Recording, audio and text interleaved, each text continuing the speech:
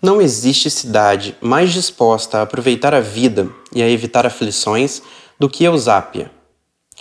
E, a fim de que o salto da vida para a morte seja menos brusco, os habitantes construíram no subsolo uma cópia idêntica da cidade.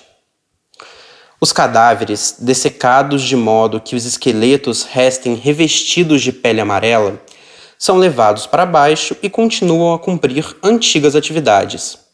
Destas, as preferidas são as que reproduzem momentos de despreocupação.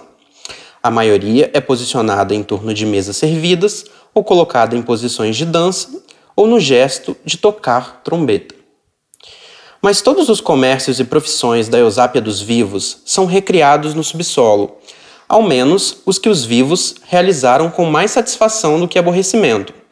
O relojoeiro, no meio de todos os relógios parados de sua oficina, encosta a orelha seca num relógio de pêndulo sem corda. Um barbeiro ensaboa com um pincel seco o osso dos zigomas de um ator enquanto este repassa o seu papel, examinando o roteiro com as órbitas vazias. Uma moça de crânio risonho ordenha uma carcaça de bezerra. Claro que muitos dos vivos pedem para depois da morte um destino diferente do que lhes coube em vida. A necrópole é apinhada de caçadores de leões, meio-sopranos, banqueiros, violinistas, duquesas, concubinas, generais, em número maior do que jamais contou a cidade vivente. A incumbência de acompanhar os mortos para baixo e instalá-los no lugar desejado é conferida a uma confraria de encapuzados. Ninguém mais tem acesso à Eusápia dos mortos e tudo o que se sabe de lá, de baixo, sabe-se por intermédio deles. Dizem que a mesma confraria existe entre os mortos e que não deixa de lhes dar uma ajuda. Após a morte, os encapuzados continuarão com o mesmo ofício também na Eusápia.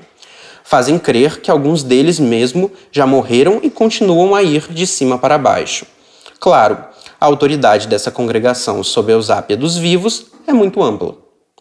Dizem que cada vez que descem encontram alguma mudança na Eusápia de baixo. Os mortos apresentam inovações em sua cidade. Não muitas, mas certamente fruto de uma reflexão ponderada, não de caprichos passageiros. De um ano para o outro, dizem, não se reconhece a Eusápia dos mortos. E os vivos, para não ficarem para trás, querem fazer tudo o que os encapuzados contam a respeito das novidades dos mortos. Assim, a Eusápia dos vivos começou a copiar a sua cópia subterrânea. Dizem que não é só agora que isso ocorre. Na realidade, foram os mortos que construíram a Eusápia de cima semelhante à sua cidade.